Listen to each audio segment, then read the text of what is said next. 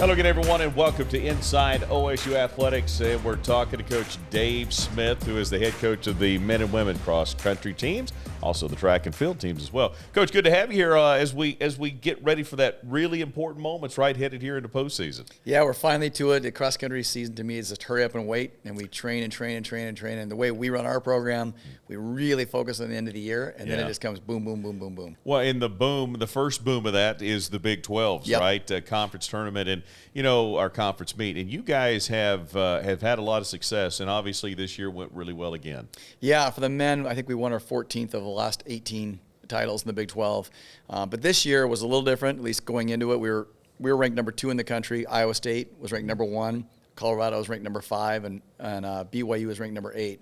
So to have 4 of the top 8 teams, we anticipated being just, kind of a war of attrition, and the last man standing wins. And I feel like our team has been a little bit there's a little chip on the shoulder. I think people in the media that surrounds our sport and the coaches polls have forgotten who we were. And it was only 2 years ago that we had one of the lowest scores in NCAA history at the national championship. So kind of the theme all year has been, let's remind people that we're still here, that we still are who we have always been. And so there was a little extra mustard on that one this year at the Big 12 championships, and to score 20 points, which our lowest ever is 19. Wow. But in this field, against this conference, that was probably our best conference performance ever. Well, in 5th time in 6 years, and Brian got the individual, and that's the 3rd consecutive for him. So finishing first in the pack is nothing new to him. Nope, he's been Mr. Reliable, and it doesn't matter if he's in top form or not. On race day, he shows up, and there's been a couple of times when last spring in particular, I was a little worried about him. He'd missed some time, and he shows up and wins the national title and runs the fastest time in collegiate history. And then same as this fall, we give him a little bit of time off because this summer did go so long, and he didn't start working out too much later than the rest of the team. And there was a couple moments where I was like, oof, he's had a good summer. And but again, when you get to the championship part of the season and it's time to go, he's ready. Moving over to the women's side, finished 4th. Iska finished 4th in the individual. And how did that go as far as expectations are concerned? Well, if you go by the national rankings, again, BYU was ranked number 1. Iowa State was ranked number 5. I think Colorado was ranked 8th, or West Virginia was ranked 8th, and we were ranked 11th. And so we went in that order, although we tied West Virginia. Yeah. And unfortunately for us, we had a little bad luck. We were in second place with about 400 meters to go, so about 60, 70 seconds left of the race. We were in second place. And then Bila, Jeff Karui, has been one of our best athletes of all time here, just hit a wall with 400 meters to go and gave up about 15 places, and we moved from 2nd to 4th. Wow. So as a whole, it was a great performance. I think against the field that we faced, we also beat the number 16 and 18th ranked teams in the country in Colorado and Utah. So it was a good day. I anticipate that Bila will come off that and be back to her old self, and I think we can get a lot better in the end of the year. So, as far as competition is concerned, is the Big 12 any more than just a meet in preparation for the NCAA Regionals and the championship? Because nothing really is determined from that, right? Nothing's determined from it, but it's more than just another race. Yeah. It means something different, at least to me, I think to our guys. I think we show that when we show up and do what we do at the conference meet. The guys and the women, our teams get focused. They want to win those conference titles. It's important.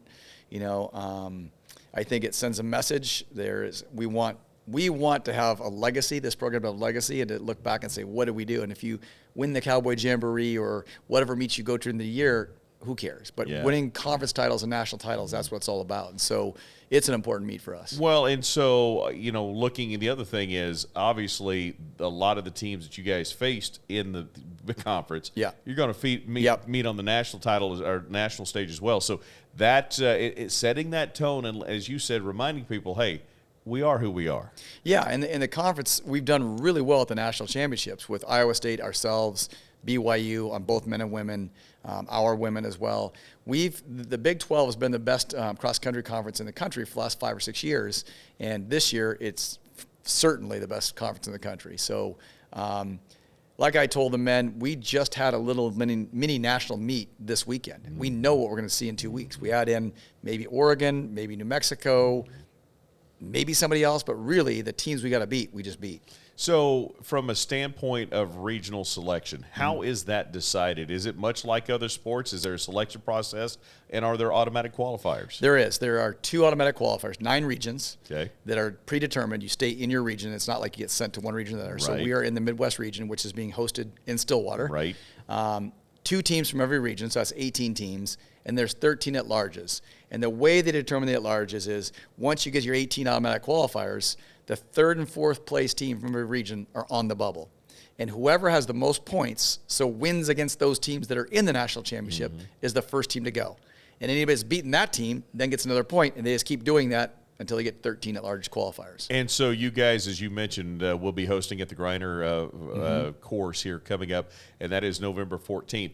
A couple of weeks between Big 12s and regionals, and about 8 days between regionals and championships. Talk about how preparation changes. And, I think of heavyweight fighters, right, or fighting. You're not going to fight every week, 2 weeks. How hard is it to compete 3 times in that short amount of time? It's tough. I think, so in training, the old adage in cross country is the hay is in the barn. And at this point, there's not much more you can do. You're not going to get better. You're not going to get more fit. You can get more hurt. You can get more tired. So our philosophy is to really tone it down now and play it safe. Fortunately for us, we are so good in our region, and we have scored what would be points in this automatic qualifying or the at-large qualifying system that we have to be 3rd, 4th, 5th in the region to go to the national championships. So we can approach this race. This regional race is a much different mindset, a much different physiological approach than most teams are facing. We'll go through run. We're not going to run hard. We're going to rest a couple guys. A couple key pieces won't run to keep them ready for 8 days later. But, yeah, we can kind of focus on the national meet at this point. Is that true for both the men and the women? The men are in a better position than the women, but the women, I like where we are as well. Yeah, so obviously, again, the 14th coming up, you'll host it. Then the 22nd, you go to Columbia, Missouri. And, Coach, I mean, I could just tell, we got a chance to talk earlier in the year. There is an expectation that, you guys are going to be there in the mix at the end and have another real opportunity this season.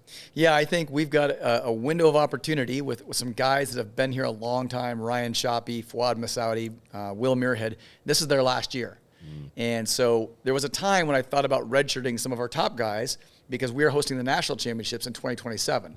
So Brian, Dennis, Adisu, they will be out of eligibility in that year unless I find a redshirt. I had thought about redshirting them this year. I thought, you know what? While we've got Fouad and Shoppy and Will Muirhead, we need to go into battle with a gun fully loaded and let's take care of this one before we worry about the next one.